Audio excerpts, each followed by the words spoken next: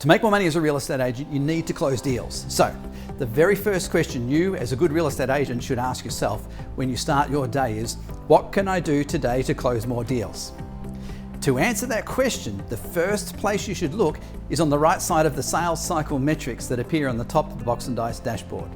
There you'll find your total amount settled and your total number of sales. So, what can you do today to boost those numbers? The answer lies to the left of your sales in your total number of listings.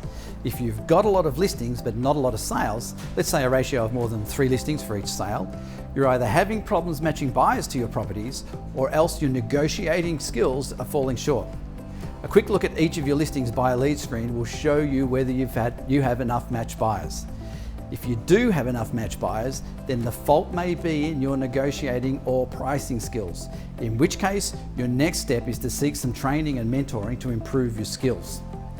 On the other hand, if you're not matching enough buyers, then the thing you can do today to get more sales is to use Box and Dice's buyer matching function, which lets you enter buying criteria and then match buyers to listings in real time as you're entering the criteria. Once you have the list of matches you want, you can instantly email listings to the matched buyers. Provided you've priced your properties correctly, this quickly should increase your number of sales.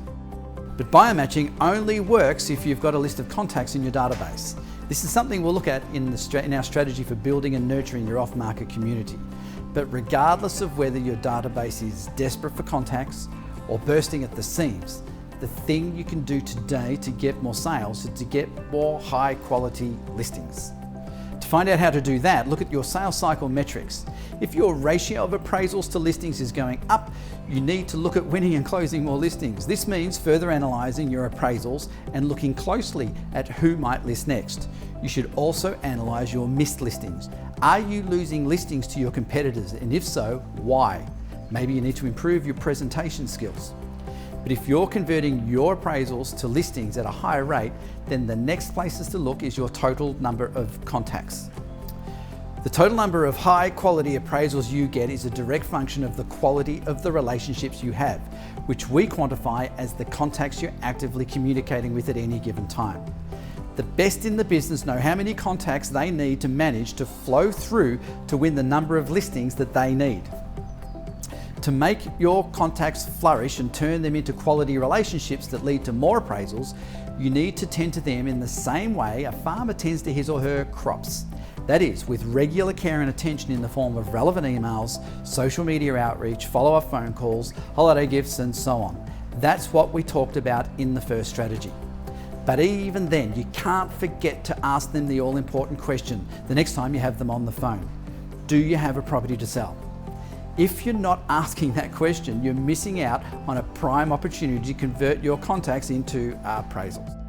So what can you do today to get more sales? Start by looking at your contacts by activity, which Box and Dice shows you on your dashboard. Then go down the list of your ranked contacts, set up your task templates, configure your e-alerts to trigger email alerts on new listings in your database before you load to the web portals. Design your blast emails that you'll send out. You should aim for about 10 tasks per contact. These are the things we talked about in the first strategy. Do each of these things at each step of the sales cycle and you'll soon dominate the entire sales cycle and be a rockstar agent with heaps of money to bank.